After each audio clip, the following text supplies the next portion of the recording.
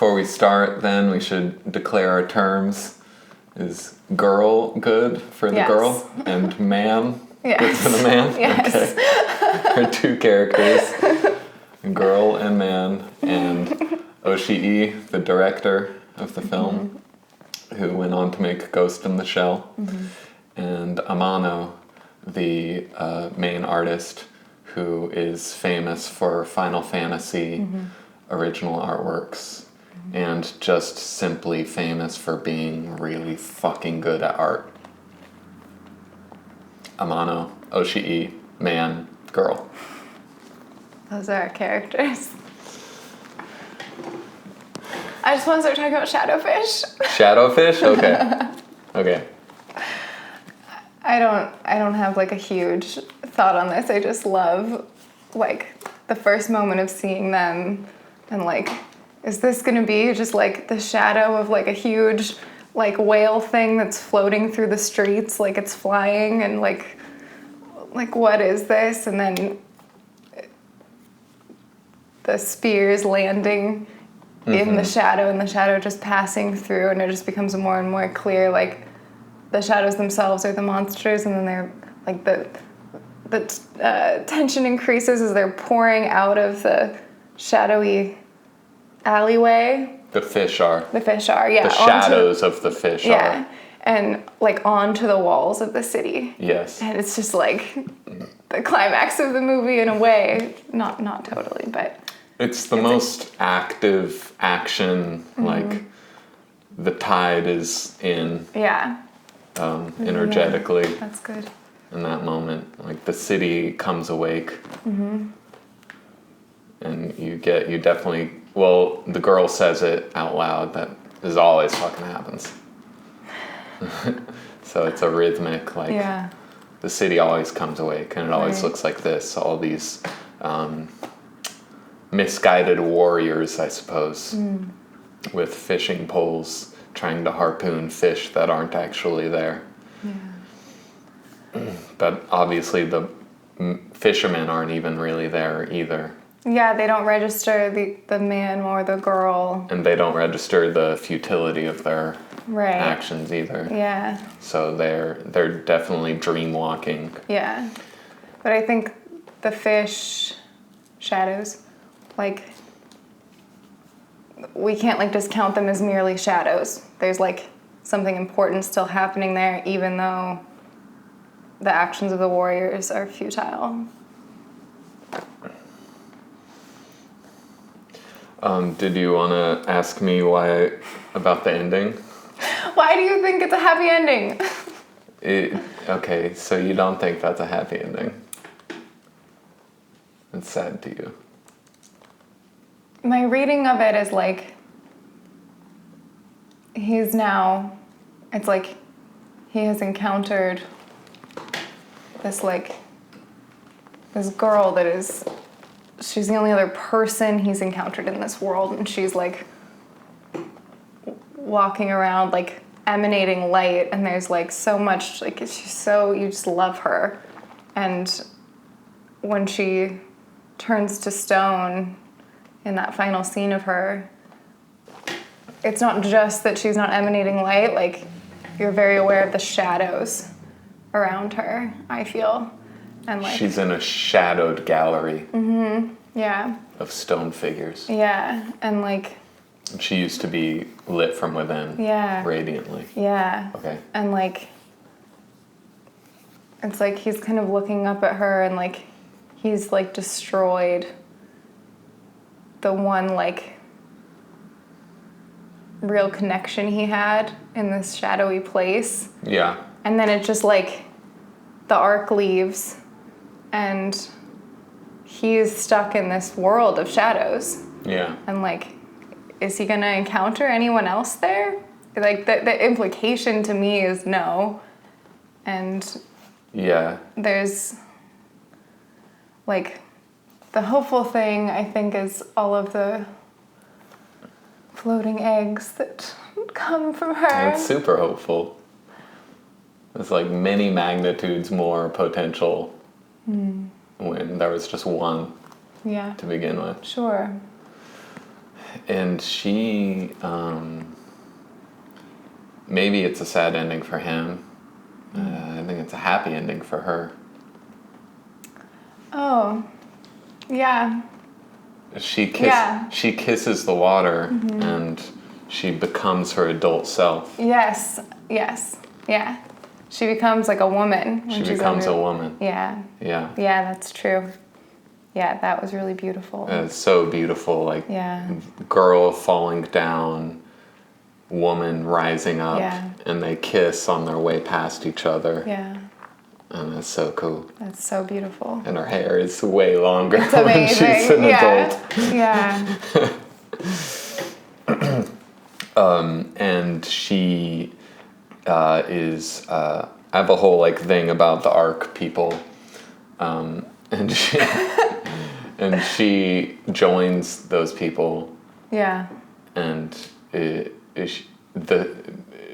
becoming stone is saying she's eternal now, and her egg is eternal, like it can't be taken from her. Like you literally saw it get smashed to pieces, and that didn't change the fact of who she is and what she has. Wow, yeah, that's beautiful. And there's a literal stone halo around her entire figure in her stone likeness in the arc. Which is like, symbolic of her eggness and her like infinite potential.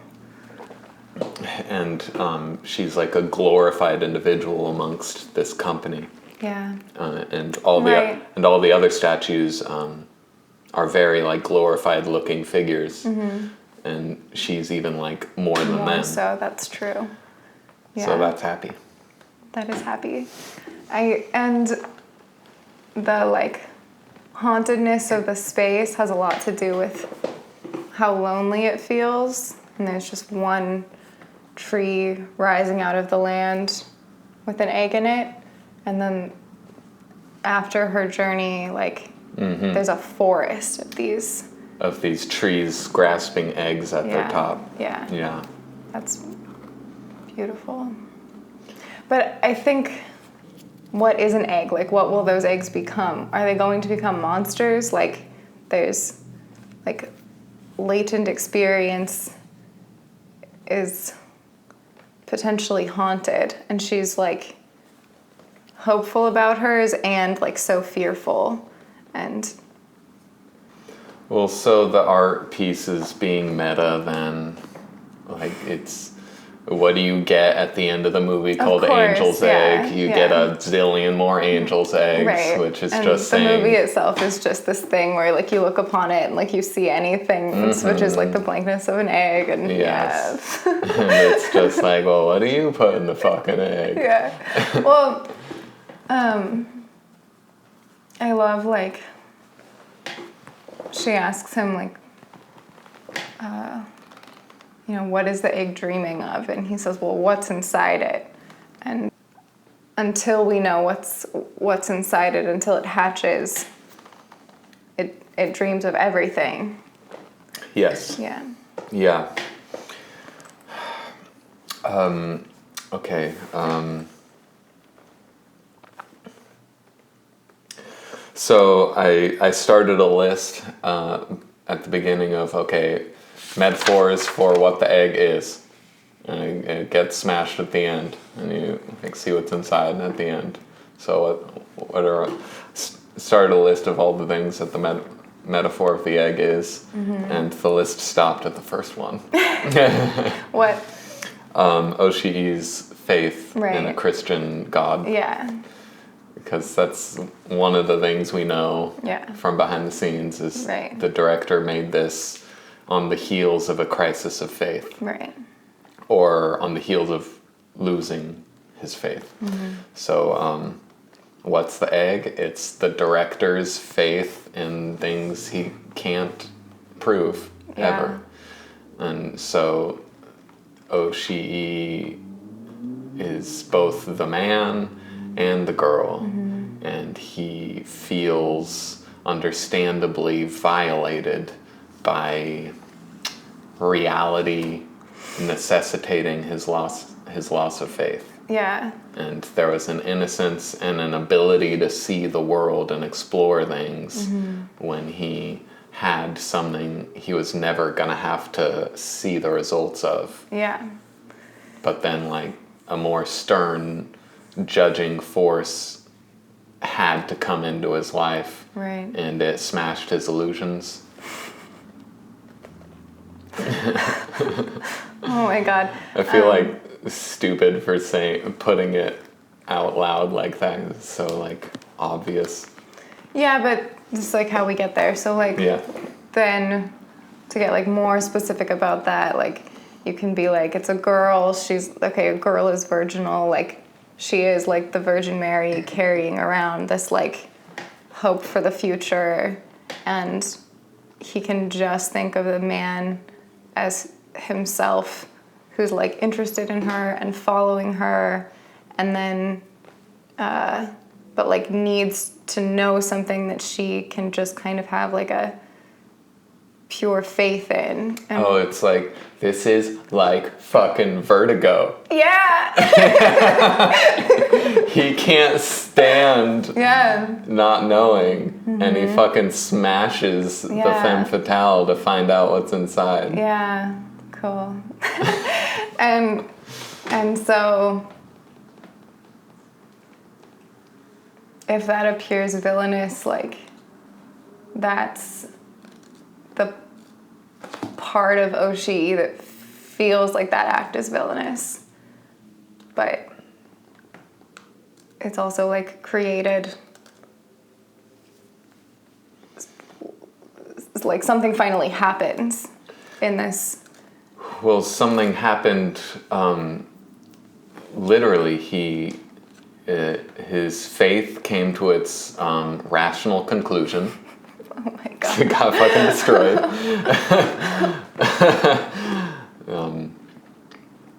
I have like apparently conflicting things in my zeitgeist. Cool. Because Christianity is obviously so irrational, but I am obviously a more religious person than most people. What was I saying? So, the smashing of the egg representing like a potentially villainous action in him. His loss of faith his faith comes to its logical conclusion. Okay, yes.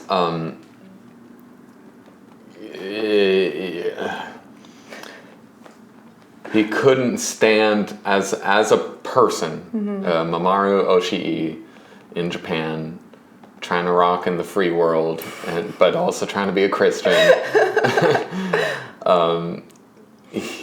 He has a crisis of faith. He can't go on with his dogmas as before, and his response is to work with Yoshitaka Amano, who is like very much filled with the light of God and just fountaining out creation just out of his radiant joy at existing.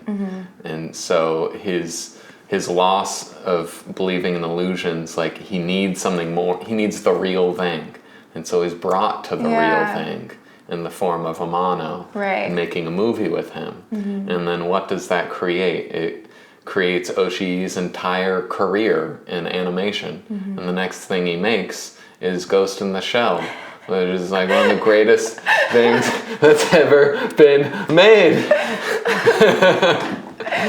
Careful, Lynch might hear you. They're shared, it's a shared cosmogony. Sure. So, conflicting things in Alex's zeitgeist, like what's kind of blind faith in Christianity can't do it, but what is being enacted in this film that like is an affirmative belief in God, do you think? Action and creativity. The fact of making it at all is the action and creativity happening. And articulating the experience and thinking it through in the form of like one of the first stages of thought is in your dreams. Yeah. So he was using dreams to think through, like, okay, that level of my life is over, and I'm going to actively move into the next part of my life. I'm going to think this through and rearrange these symbols of my heritage in a new way. Yeah.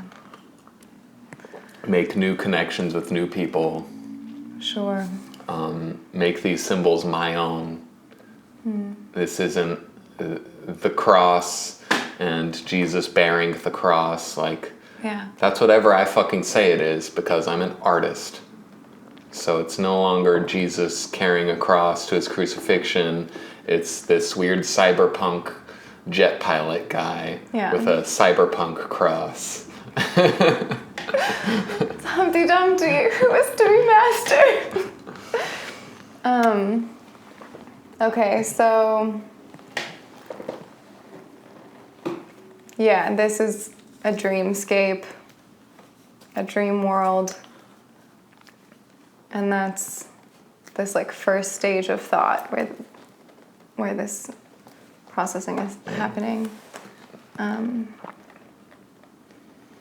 And it has all the dream features of like shadowiness and being underwater, and it's like these beautiful Gothic buildings and street lamps and things, and just ruins as well.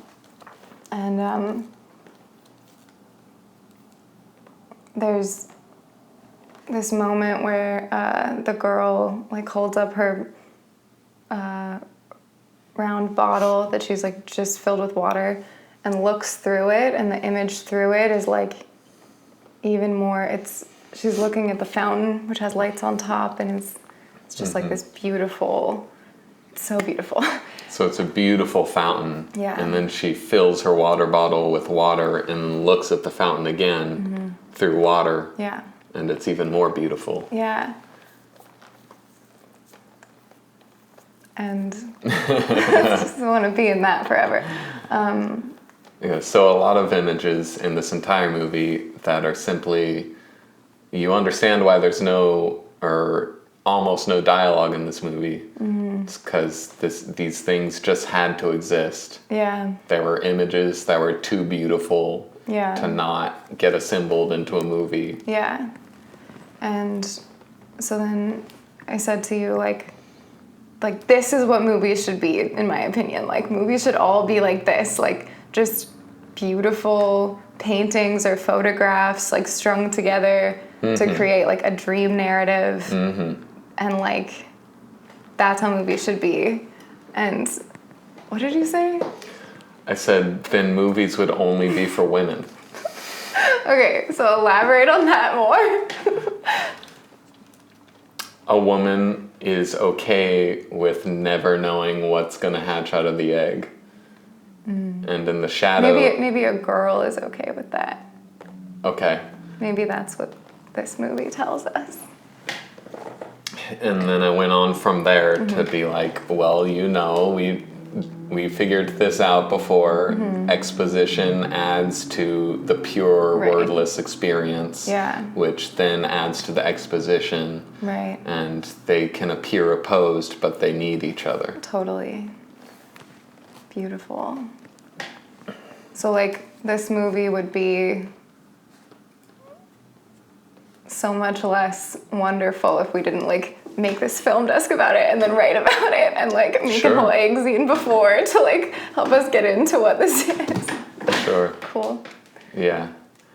Okay, so, but in that moment when she holds the water bottle up to the fountain and looks at it, I said like, that's an Atlantis image. Yes. And like the city, the ruins, but then the frame was like all of it underwater though. Yeah. And I think another time you've said to me like, no, Atlantis like doesn't have to be underwater, like it shouldn't be underwater or something. Do you still feel that way? Do you want to say more about that? That I said at the time that walls that off to normal humans. Because normal humans can't breathe underwater. And having it only be underwater, like, keeps it forever, like, even to find it is to still not experience the hustle and bustle and culture of it. Yeah. And because the way we have experiences of a vibrant city is we have oxygen to breathe. yeah. Okay, so when she holds the water bottle up to the image of the fountain in the city, like she looks through it and registers that image, and then she begins to drink it, and I had this thought, like, oh, by doing that, like, she's drinking in the whole city, and that's a beautiful idea to me. And keeping things underwater is much like keeping the egg wrapped under her dress and not like knowing what's in the egg, not allowing it to hatch. And there's, when the man returns the egg to her, he says, keep precious things inside you or you will lose them. Yes. And what do I think about that? What do you think about that? Well, he says a couple things in that scene. She's been lax in her vigilance. She left her egg behind her. Right.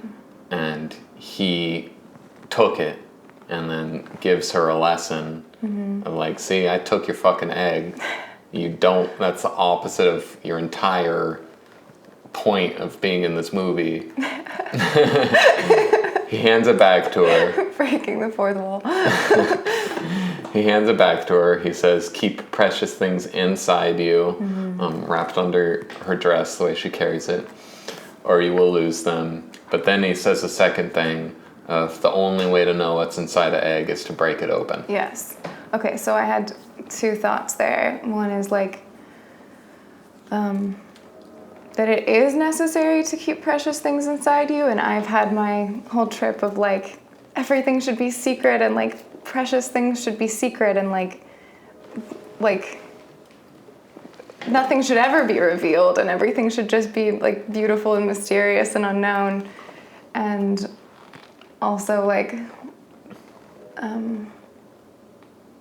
that can make the world unlivable, and like she wants to know what the egg is dreaming about, and he's like, you can't know what the egg is dreaming about unless you know what's inside it. And that's really important. But I think when he tells her you have to break it open, like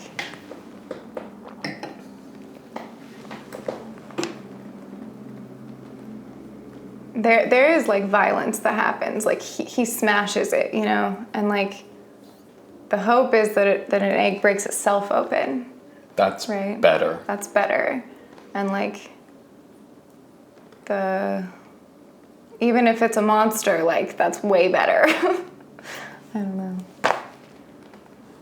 Well, it's what kind of a monster it is like decided moment to moment in the process of its hatching. Yeah, that's right. And then the way the mothering instinct presides over that process. Right, and so is like going to inform the entire life of that creature. Leaving it behind as she did, or leaving it unattended, is like how it becomes a monster, you know, potentially. Sure, yeah. Yeah. Yeah. I can talk about arc stuff. Cool, yeah, dude. The arc thing. Yeah. They're all statues inside the arc. They're not even inside it though, they're on the outside of it.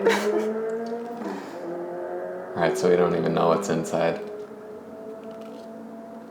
It has a giant eye on it.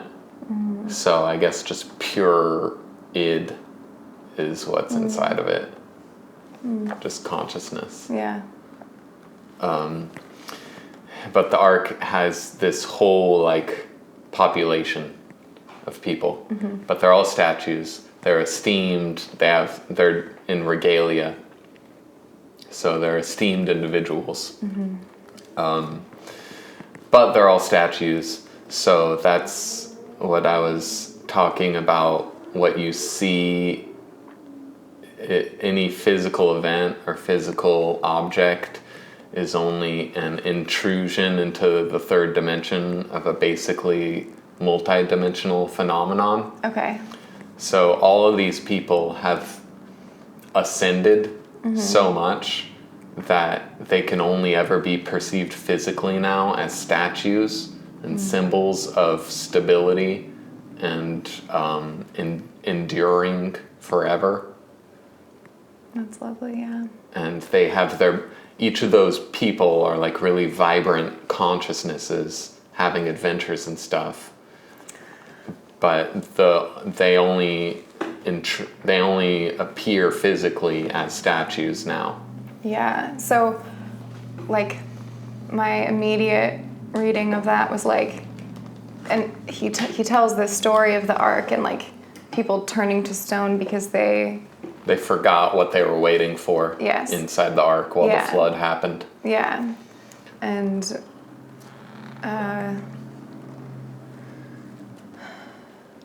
yeah, that seems really tragic and, like, an unlivable kind of world. But yeah, they're in regalia, and the fact that they're like so beautiful and like kind of architecture unto themselves does kind of ring with that idea of, and they're like, self-motivated. Why, what? They're independent of the world of the movie. They enter it at the beginning of the movie, but then they just get up and leave at the end. They don't need the movie for them to be themselves. His narrative of them, which is framed as maybe this is what this movie is about. That's in the wording of his exposition. Is through his eyes, which is basically a tragic lens, and we've established that he loses at the end of this movie. He has a sad ending at the end of this movie. Yeah, he's left to like wander this dark and barren landscape, which is now full of this like forest of eggs, but there's this feeling that there's no one else on this planet, and he's destroyed like the one other person that existed there. Yeah, but she left behind enough to help him. Like, I think she is the way in the Bible it says Noah was right with God. Noah's family was right with God. And that's a metaphor for you are prepared for adverse circumstances. Yeah. You're prepared for the flood. You've been building your house on solid foundations instead of on sand.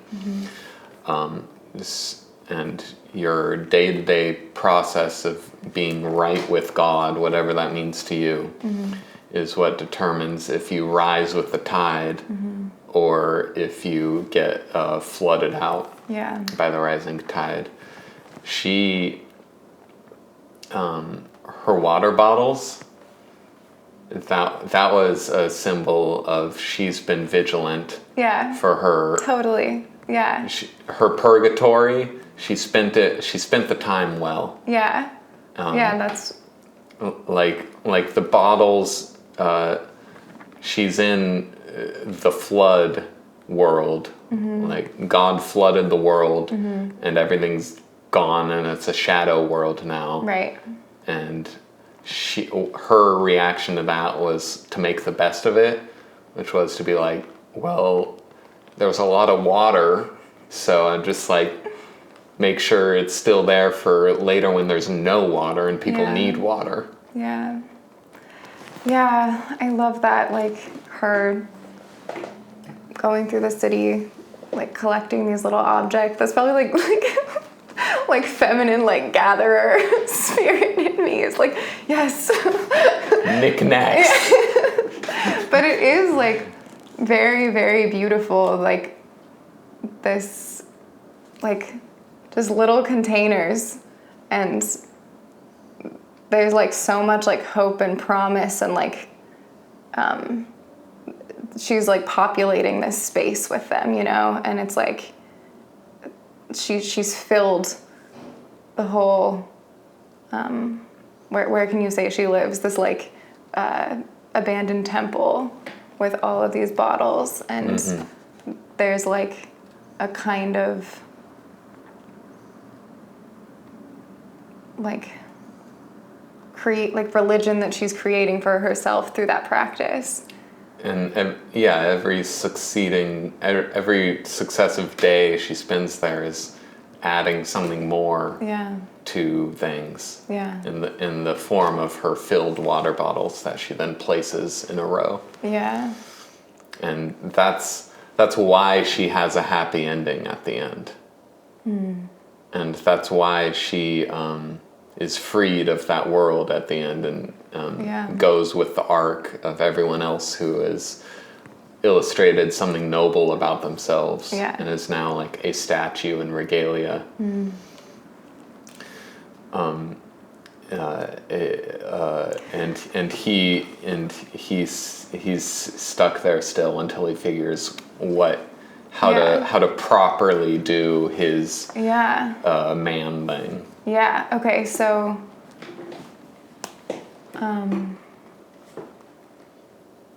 like for Oshii, there's kind of this sense that the inquiring force within him that wants to crack open the egg is like a bad and violent force, and that's why his character has to have this kind of tragic ending. But I don't think that an inquiring force is inherently bad. And no, how they have the same color hair, so they're relatives. Yeah, totally. Absolutely. So she is emanating her own light, but when we see his and like even like zoomed in on her face, she always is, but zoomed in on his face, like he's covered in shadow even with that like white hair, and so he's not yet emanating his own light. Sure, he's immature. Yeah. And the function of purgatory is you don't get out of it till you learn how to do your thing properly. Yeah. And so his masculine instinct is to articulate and to make things known. Yeah. And so it's a matter of learning how to do that in a way that doesn't require destruction. Yeah. At least in my terms. Yeah.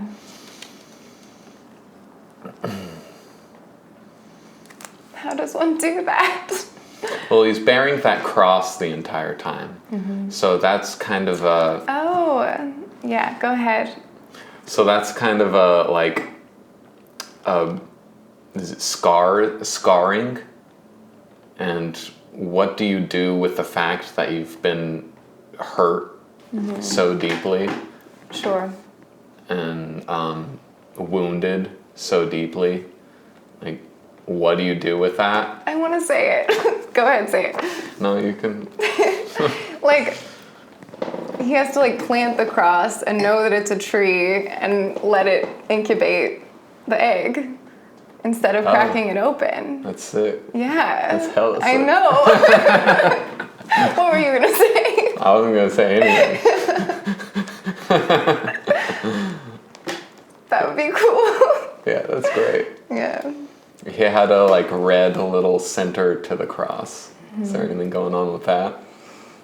She's in a pink dress. Most of the movie is like green and blue. So there's and the the pink sky dress. in these moments where the arc is happening turns red. Yeah. So when things are happening, like where energy is, like Yeah. redness is happening, which means that the cross that he's carrying has the life force in it to like hatch the egg. Mm-hmm. And so if only he knew that, maybe. Yeah, and he doesn't understand that. He uses it in a bad way. Yeah. He smashes an egg with the bottom of the cross. Yeah. Yeah. So he's still working it out. Yeah.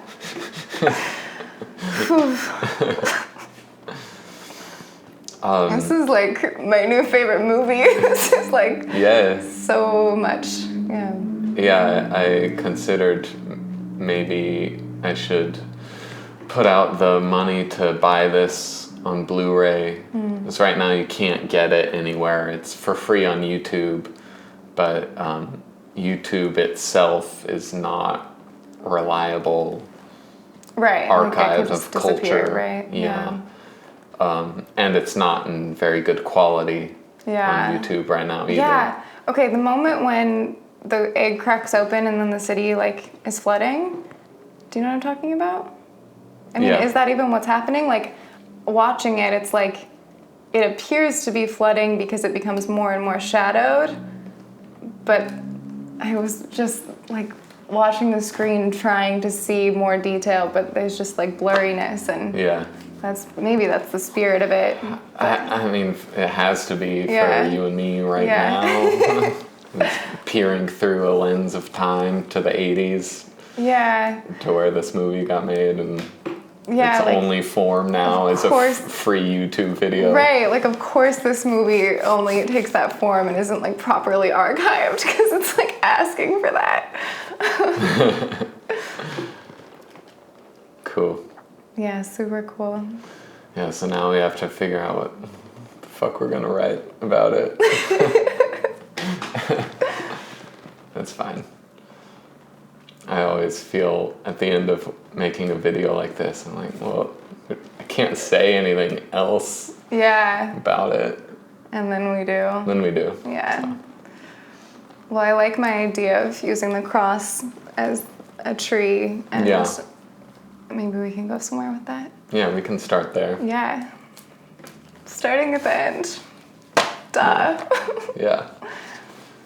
Do you have anything else? Let me check. Oh. You wrote a bunch. Yeah, I just have little bits, but, you know, I love the image of the girl and the fact that she's, like, glowing from within in this dark landscape. And I was telling you about these John Bauer illustrations of Princess Tuvstar. And I love images like that, and I think that's kind of a heroic feminine image, probably. I think it's the image that captures the spirit of Alice, which is like going through strange space that's potentially scary, but it's like the sense of life of that character is like so basically good, that she can kind of illuminate what's around her, and she doesn't have to be afraid of it, and that's just beautiful.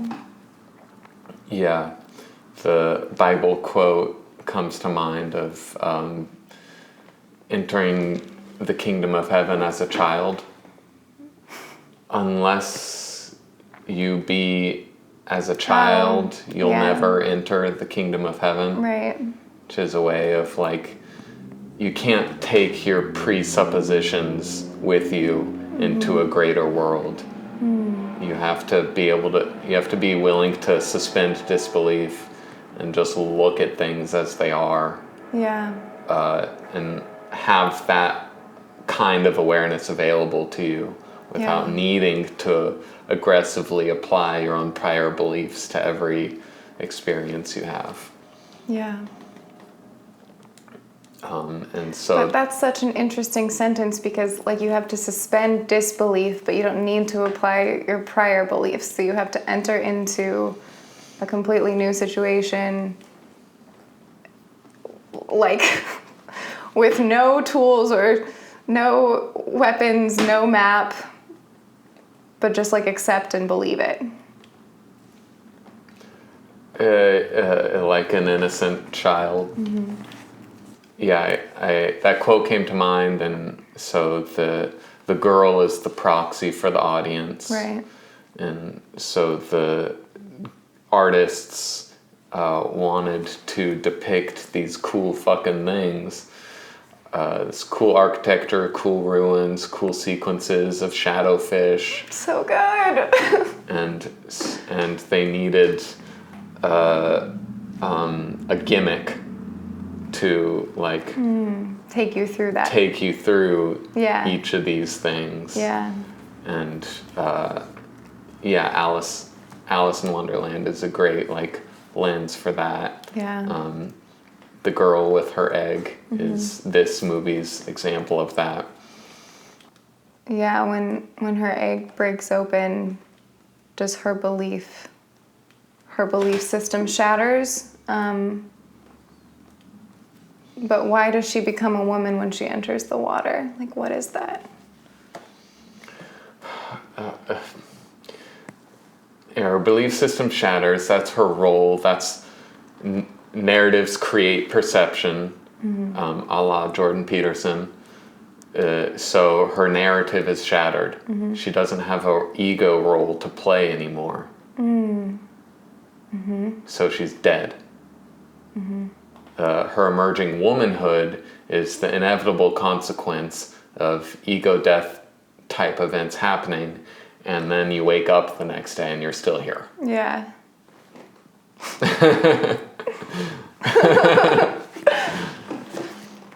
It's beautiful that beneath the water she turns into a woman, but when she's on the ark, she looks basically how she looks at the beginning of the movie. Like, she kind of looks like a child, but there's like this regalness that she found in the water. Do you know what I mean? Yeah. Yeah. Yeah. Well, I personally don't think our child is ever lost. Yeah, exactly. Yeah. Yeah.